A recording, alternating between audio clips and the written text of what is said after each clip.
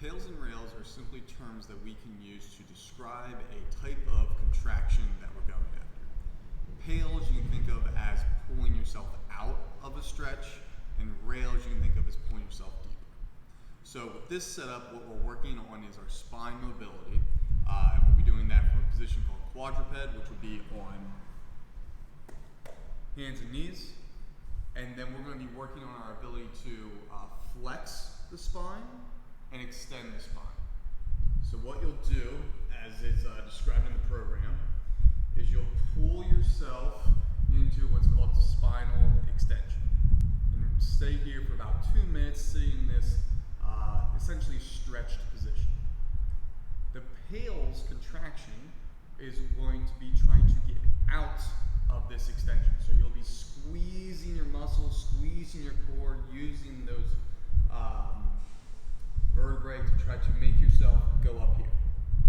The trick is that you're going to do this isometrically, which means that you're going to do it in a way that doesn't let you move.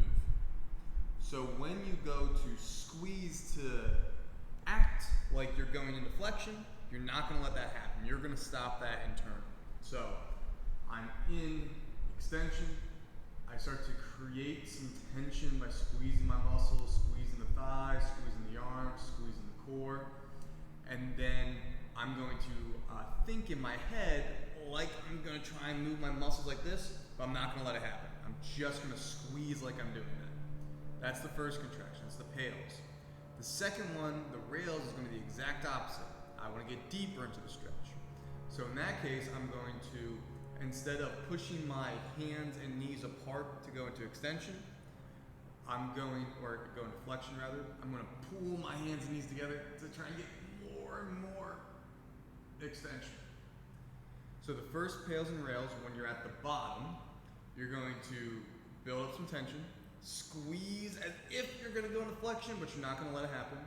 And then the second rails, you'll be pulling yourself deeper, trying to get more.